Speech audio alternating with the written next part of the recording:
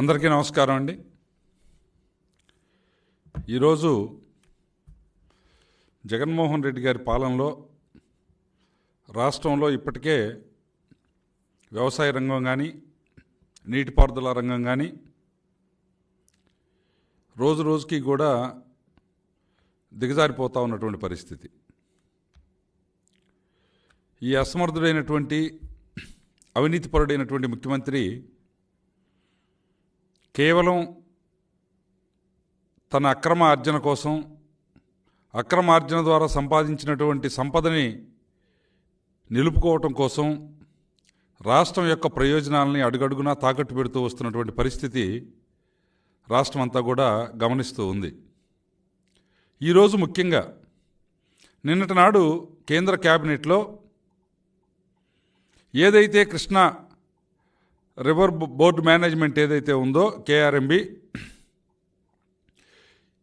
ఈ కృష్ణా వాటర్కి సంబంధించినటువంటి దాంట్లో గతంలో నుంచి వస్తూ ఉన్నటువంటి బ్రిజేష్ కుమార్ ట్రిబ్యునల్ ఏదైతే ఉందో ఆ బ్రిజేష్ కుమార్ ట్రిబ్యునల్ యొక్క అవార్డు వారి కేటాయింపులు కానీ వారి యొక్క ఇది అవార్డు కానటువంటి పరిస్థితి ఉంది ఈరోజు కూడా. దాని మీద గతంలోనే అనేక రకాలుగా కూడా చర్చలు జరిగినాయి. మహారాష్ట్ర, కర్ణాటక, ఉమ్మడి ఆంధ్రప్రదేశ్ లేదా మహారాష్ట్ర, కర్ణాటక, తెలంగాణ, ఆంధ్రప్రదేశ్కు సంబంధించినటువంటి ఈ నదీ పరివాహక ప్రాంతంలో కృష్ణా నదిలో నీటి లభ్యతకు సంబంధించి, నీటి వినియోగానికి సంబంధించి మొట్టమొదటిగా బచావత్ ట్రిబ్యునల్ వేశారు. బచావత్ ట్రిబ్యునల్ ఆ రోజు నీటి కేటాయింపులు చేసింది.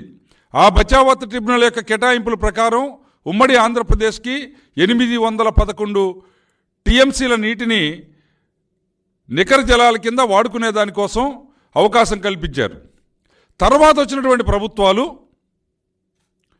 మిగులు జలాల మీద మాకు హక్కు కావాలి అనేటువంటి దాని మీద కర్ణాటక చాలా పెద్ద ఎత్తున వాదనలు చేసింది. ఆ రోజు అంతర్జాతీయ నదీ జలాల ఒప్పందం ప్రకారం దిగువనున్నటువంటి రాష్ట్రాలు ఏమైతే ఉంటాయో, దిగువ రాష్ట్రాలు వరదలు వచ్చినప్పుడు కానివ్వండి, లేదంటే వర్షాభావ పరిస్థితుల్లో కరువు కాటకాలు వచ్చినప్పుడు కానివ్వండి, నష్టపోయేది ఎఫెక్ట్ అయ్యేటువంటి ప్రదేశం దిగువనున్నటువంటి రాష్ట్రాలు. కాబట్టి మిగులు జలాల్ని వాడుకునేటువంటి హక్కు దిగువ రాష్ట్రాలకే ఉంటుంది అని చెప్పేసి అంతర్జాతీయ నదీ జలాల ఒప్పందం ఉంది. దాని ప్రకారం ఇక్కడ కూడా ఇంప్లిమెంట్ జరుగుతుంది అని చెప్పి ఆ రోజు ఆంధ్ర రాష్ట్రానికి మిగులు జలాలు వాడుకునేటువంటి అధికారాన్ని కల్పించడం జరిగింది. దీనిపైన ఈరోజు కేసీఆర్ గారు కానివ్వండి, లేదంటే తెలంగాణలో ఉన్నటువంటి తెలంగాణ బీజేపీ కానివ్వండి, ఈరోజు ఏం చెప్తా ఉన్నారు? దానిపైన గతంలో ఎఫెక్స్ కౌన్సిల్ జరిగినప్పుడు 512 టీఎంసీలు అంటే ఉమ్మడి రాష్ట్రంలో నుంచి విభజన జరిగిన తర్వాత విభజిత ఆంధ్రప్రదేశ్కి 511 టీఎంసీలు, తెలంగాణకు 299 టీఎంసీల నీటిని వాడుకునేటువంటి అధికారం ఉంది అని చెప్పేసి ఆ రోజు ఎఫెక్స్ కౌన్సిల్ తీర్మానం చేయడం జరిగింది. దాని ప్రకారం వాడకం జరుగుతూ ఉంది. ఈరోజు తెలంగాణ ప్రభుత్వం కొత్త వింత వాదన తీసుకొని వచ్చింది. ఏమని? కృష్ణా నదీ పరివాహక ప్రాంతం ఆంధ్ర కన్నా తెలంగాణకే ఎక్కువ ఉంది కాబట్టి మాకు ఎక్కువ నీటి కావాలి. గతంలో 50% అడిగారు, ఇవాళ మాకు ఇంకా ఎక్కువ కావాలి అని చెప్పేసి అడుగుతూ ఉన్నారు. ఈ వివాదం బ్రిజేష్ కుమార్ ట్రిబ్యునల్ గతంలో ఉన్నటువంటి ప్రాజెక్టులు ఆధారంగా కేటాయింపులు చేయటం, తరువాత ఆ రోజుకే విభజిత ఆంధ్రప్రదేశ్లో నోటిఫై అయినటువంటి 6 ప్రాజెక్టులు ఏవైతే ఉన్నాయో, తెలంగాణకు సంబంధించి నెట్టింపాడు, కల్వకుర్తి, జూరాల దగ్గర ఒకటి, శ్రీశైలం దగ్గర ఒకటి. ఈ నెట్టింపాడు కల్వకుర్తికి సంబంధించినటువంటిది ఆ ప్రాజెక్టులు 2. ఆంధ్రప్రదేశ్లో ఉన్నటువంటి తెలుగంగ, అదేవిధంగా హంద్రీనీవా, గాలేరు నగరి, వెలిగొండ, ఈ 4 ప్రాజెక్టులను కూడా నోటిఫై చేసి ఆ రోజుకి ఆంధ్ర రాష్ట్రంలో ఉన్నటువంటి మిగులు జలాలను వాడుకునేటువంటి అధికారాన్ని కల్పిస్తూ ఆ రోజు బ్రిజేష్ కుమార్ ట్రిబ్యునల్ కూడా ఈ 6 మీద అధ్యయనం చేసింది. వీటి విషయం తేల్చమని చెప్పారు. ఆ తర్వాత తెలంగాణ హడావుడిగా పాలమూరు రంగారెడ్డి పూర్తి చేసుకునేటువంటి పరిస్థితికి వచ్చింది. అదే సందర్భంలో జగన్మోహన్ రెడ్డి గారు రాయలసీమ కోసం ఎత్తిపోతల పథకం అని చెప్పేసి ఆ ఉన్న దాంట్లోకే ఎక్కువ నీటిని తోడిపోస్తానని చెప్పి ఎన్జీటీ కొంచెం అడ్డం వేసి స్టే ఇవ్వగానే దాని మీద మరే ప్రయత్నం కూడా చేయకుండా ఇప్పటికే ఈ 4 సంవత్సరాలు కాలయాపన చేసి రాయలసీమకు ద్రోహం చేసినటువంటి పరిస్థితి మనకున్నటువంటి ముఖ్యమంత్రి. కారణం ఏమంటే తెలంగాణలో ఉన్నటువంటి ఆస్తుల సంరక్షణ కోసం ఆంధ్రప్రదేశ్ యొక్క ప్రయోజనాలని, రాయలసీమ రైతాంగం యొక్క ప్రయోజనాలని, వ్యవసాయ భూములకు కావాల్సినటువంటి సాగునీరు అయితేమి, ఆ రాయలసీమ ప్రాంతంలో కావాల్సినటువంటి తాగునీరు అయితేనేమి, తాగేదానికి నీటిని, సాగు చేసుకునేదానికి నీటిని కల్పించేటువంటి ఈ పథకాలకు సంబంధించినటువంటి మొత్తం కూడా ప్రమాదంలో పడిపోయే పరిస్థితి వస్తే నోరు తెరవనటువంటి పరిస్థితి. ఈరోజు తెలంగాణలో అక్కడ ఉన్నటువంటి ప్రయోజనాల కోసం, తెలంగాణ ప్రయోజనాల కోసం, రేపు వస్తున్నటువంటి తెలంగాణ ఎన్నికల ప్రయోజనాలను దృష్టిలో పెట్టుకునే దానికోసం ఈరోజు హడావుడిగా మళ్ళీ తిరిగి బ్రిజేష్ కుమార్ ట్రిబ్యునల్ని కొనసాగిస్తూ ఈ ఉమ్మడి రాష్ట్రాల మధ్య ఈ సెటిల్మెంట్ చేయమని చెప్పారు. ఎలా చేస్తారు సెటిల్మెంటు? గతంలో ఏం జరిగింది? నదీ పరివాహక ప్రాంతాలు కాదు పరిగణలోకి తీసుకోవాల్సింది, ఆ పాటికే వినియోగంలో ఉన్నటువంటి ప్రాజెక్టులు ఏమైతే ఉన్నాయో అప్పటికే నిర్మించి నీటి సౌకర్యం కల్పిస్తూ ఉన్నటువంటి ప్రాజెక్టులు ఏవైతే ఉన్నాయో ఆ ప్రాజెక్టులని ప్రామాణికంగా తీసుకొని వాటి వినియోగాన్ని ప్రామాణికంగా తీసుకొని నీటి కేటాయింపులు చేయాలి అని చెప్పేసి ఆ రోజు బచావత్ ట్రిబ్యునల్ కానివ్వండి, బ్రిజేష్ కుమార్ ట్రిబ్యునల్, బచావత్ ట్రిబ్యునల్లోనే దీనికి ఒక క్లియరెన్స్ వచ్చింది. ఏ రాష్ట్రాలు ఎంత వాడుకోవాలి అనేది ఆ నదీ పరివాహక ప్రాంతమో, ఆ నదీ పరివాహక ప్రాంతంలో ఉన్నటువంటి నీటి లభ్యతో, క్యాచ్మెంట్ ఏరియానో కాదు, అక్కడ అప్పటికే ఉన్నటువంటి వినియోగం ఏమిటి, ప్రాజెక్టుల యొక్క పూర్తయినటువంటి ప్రాజెక్టుల యొక్క అవసరం ఏమిటి అనే దాన్ని పరిగణలోకి తీసుకొని కేటాయింపులు చేయాలి అని చెప్పేసి బచావత్ ట్రిబ్యునల్లో తీర్పు చెప్పడం జరిగింది. బచావత్ ట్రిబ్యునల్ అది క్లియర్గా పొందుపరిచారు. అందుకనే ఆ రోజు కర్ణాటక చేసినటువంటి వాదనల్ని తోసిపుచ్చారు. మరి ఆ రోజు ఉమ్మడి ఆంధ్రప్రదేశ్లోనే ఉన్నాడు కదా, ఈరోజు తెలంగాణలో ఉన్నటువంటి ప్రభుత్వం కూడా. మరి ఆ రోజు ఏ సూత్రాల ప్రకారం అయితే, ఏ అంతర్జాతీయ నదీ జలాల ఒప్పంద సూత్రాల ప్రకారం అయితే ఆంధ్రప్రదేశ్కి మిగులు జలాల మీద సంపూర్ణ అధికారం ఉందో, ఈరోజు దిగువనున్నటువంటి రాష్ట్రంగా ఆంధ్రప్రదేశ్కి నదీ జలాల మీద సంపూర్ణమైనటువంటి అవకాశం ఉంటుంది, హక్కు ఉంటుంది. బ్రిజేష్ కుమార్ ట్రిబ్యునల్ చెప్పింది 2013లో తీర్పిచ్చిన తర్వాత ఈ 6 ప్రాజెక్టులకు సంబంధించి ఏదైతే విభజిత ఆంధ్రప్రదేశ్లో ఉన్నటువంటి 4 ప్రాజెక్టులు, తెలంగాణలో ఉన్నటువంటి 2 ప్రాజెక్టులు, ఈ 6 ప్రాజెక్టులకు సంబంధించినటువంటి అధ్యయనం చేసిన తర్వాత పాలమూరు రంగారెడ్డి కొత్త ప్రాజెక్టు ఇది విభజన చట్టంలో ఇది పొందుపరచలేదని చెప్పేసి బ్రిజేష్ కుమార్ ట్రిబ్యునల్ తీర్పు చెప్పడం కూడా జరిగింది. బ్రిజేష్ కుమార్ ట్రిబ్యునల్ ప్రస్తావించింది. తర్వాత అపెక్స్ కౌన్సిల్ జరిగినప్పుడు సెకండ్ అపెక్స్ కౌన్సిల్లో తెలంగాణ ప్రభుత్వం తరఫున మళ్ళీ తిరిగి ఇదే వాదనని లేవనెత్తినటువంటి పరిస్థితి. ఆ రోజు మన రాష్ట్ర ముఖ్యమంత్రి జగన్మోహన్ రెడ్డి కానీ, మన రాష్ట్ర అధికారులు కానీ దీనిపైన పెదవి విప్పనటువంటి పరిస్థితి, పన్నెత్తి మాట్లాడినటువంటి పరిస్థితి. ఆ రోజు కేంద్ర ప్రభుత్వం చెప్పింది సుప్రీంకోర్టులో కేసు ఉండగా మళ్ళీ దీని మీద ట్రిబ్యునల్ మేము ఎలా వేస్తాము అని. దానికి మేము కేసు విత్డ్రా చేసుకుంటామని చెప్పేసి వాళ్ళు ఆ రోజు చెప్పారు.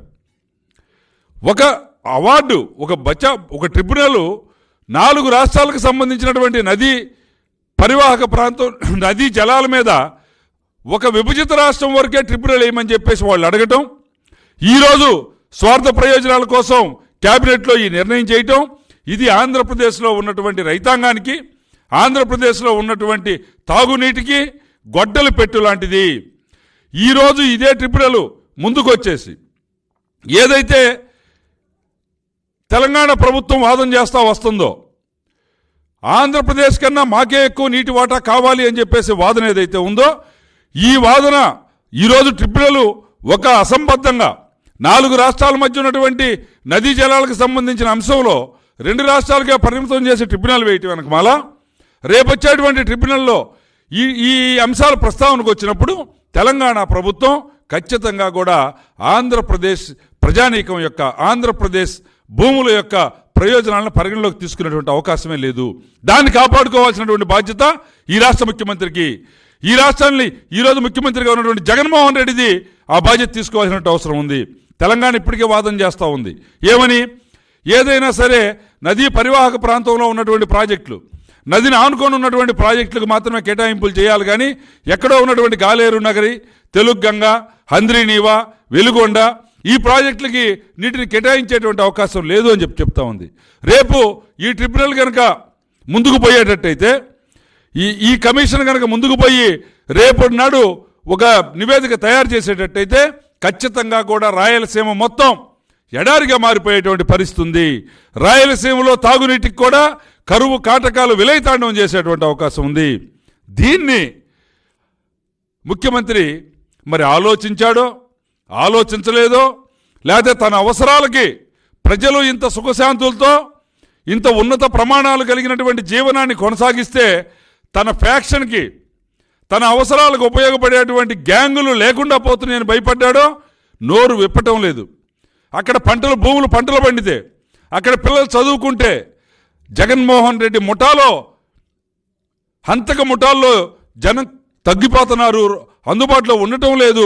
కాబట్టి మళ్ళీ తిరిగి ఈ ప్రాంతాన్ని కరువు కాటకాలుగా తయారు చేస్తే, అవసరాల కోసం ఎక్కడికైనా దిగజారేటువంటి పరిస్థితిని ఏడున్నటువంటి ప్రజానీకానికి కల్పిస్తే తప్ప తన అవసరం తీరదు అనుకుంటున్నాడేమో తెలియదు. కానీ ఈ రోజుకి పెదవిప్పి మాట్లాడేటువంటి పరిస్థితి లేదు. ఈరోజు హడావుడిగా ఢిల్లీ పోయారు. ఢిల్లీలో ఈరోజు కేంద్ర ప్రభుత్వ పెద్దలను కలిసేటువంటి అవకాశం ఉంది. ఈరోజు రేపు కూర్చోనైనా సరే మేము ఒకటే, తెలుగుదేశం పార్టీ నుంచి, తెలుగు రైతు విభాగం నుంచి మేము ఒకటే డిమాండ్ చేస్తూ ఉన్నాం.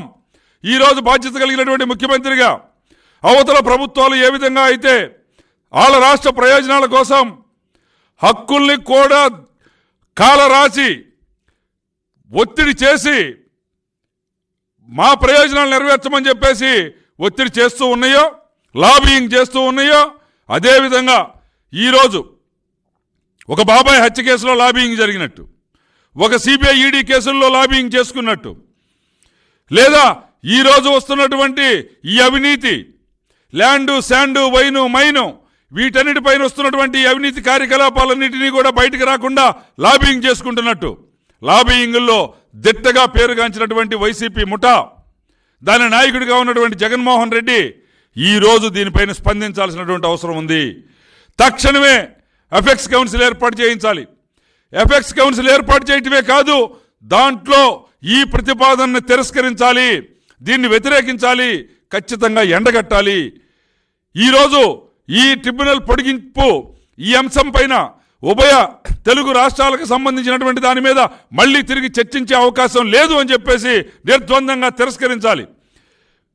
ఈరోజు హైదరాబాదులో, తెలంగాణకి హైదరాబాద్ పోయింది. మనం ఈరోజు విభజిత ఆంధ్రప్రదేశ్గా వచ్చాం.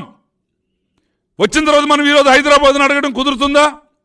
హైదరాబాద్లో సగం మాకు ఇవ్వమని చెప్పి మనం అడగడం కుదురుతుందా? ఒక ఒప్పందాన్ని ఉల్లంఘించి అక్కడ ప్రభుత్వాలు స్వార్థ ప్రయోజనాల కోసం, ఎన్నికల పబ్బం గడుపుకోవడం కోసం ఒకవైపును చేస్తూ ఉంటే, నువ్వేమో హంతక ముఠాల్లో సభ్యులు లేరు, రాష్ట్రం సస్యశ్యామలంగా ఉంటే కుదరదు అని చెప్పి ఈ నదీ జలాలను కూడా కాజేసేటువంటి వారికి సహకరించేటువంటి తీరులో నీ ప్రవర్తన ఉంటే ఈ రాష్ట్ర ప్రజానీకం క్షమించరు. అందువల్ల తక్షణమే ఒక ముఖ్యమంత్రిగా అఫెక్స్ కౌన్సిల్ ఏర్పాటు చేయించాలి, దాంట్లో ఈ ప్రతిపాదన తిరస్కరించాలి. అలా కానప్పుడు ఏదైతే కేంద్ర కేబినెట్ నిన్న నిర్ణయం తీసుకొని వేయడం జరిగిందో దానిపైన సుప్రీంకోర్టులో దాన్ని సవాల్ చేయాలి, సుప్రీంకోర్టులో కేసు వేయాలి, వ్యాజ్యం నడపాలి. ఇది తెలుగు రైతుగా ఈ రాష్ట్ర రైతాంగం యొక్క ప్రయోజనాల్ని దృష్టిలో పెట్టుకొని, ఈ రాష్ట్ర ప్రజానీకం యొక్క అవసరాలు, నీటి అవసరాలను దృష్టిలో పెట్టుకొని రాబోయేటువంటి కాలంలో ఒక అయోగ్యుడైన, ఒక అవినీతిపరుడైనటువంటి ముఖ్యమంత్రి ఈ రాష్ట్రంలో ఉన్నటువంటి ప్రజానీకం యొక్క అవసరాలని గమనించకుండా తన అక్రమ సంపదని, అక్రమ ఆర్జనని కాపాడుకోవడానికి ప్రయత్నం చేసి ఈ ముఖ్యమంత్రి పదవిని దానికే ఉపయోగించుకొని దీనిపైన ఈ కౌన్సిల్ సమావేశం ఏర్పాటు చేయించడం, దానిపైన సుప్రీంకోర్టులో కేసు వేయటం చెయ్యకపోతే తెలుగు జాతి ఎన్నటికీ కూడా జగన్మోహన్ రెడ్డిని క్షమించదు. క్షమించబోవడం పక్కన పెట్టి ఈ రాష్ట్రానికి ఆ కమిషన్ పొడిగింపులో ఆ ట్రిబ్యునల్ కనుక ఏదైనా కొత్త అవార్డులు తయారు చేస్తే, ఈ రాష్ట్ర ప్రయోజనాలకు భంగం కలిగితే ఖచ్చితంగా భవిష్యత్ అంతా కూడా ఈ రాష్ట్రంలో ప్రజానీకానికి, తాగేదానికి, వ్యవసాయానికి, సాగు చేసుకునేదానికి నీటిపైన చాలా రకాలైనటువంటి సమస్యలు ఉత్పన్నమయ్యేటువంటి పరిస్థితి ఉంది. కాబట్టి తక్షణమే దీని మీద జగన్మోహన్ రెడ్డి స్పందించాలని చెప్పేసి తెలుగు రైతు రాష్ట్ర అధ్యక్షుడిగా ఈ రాష్ట్ర రైతాంగం తరఫు నుంచి డిమాండ్ చేస్తూ ఉన్నా.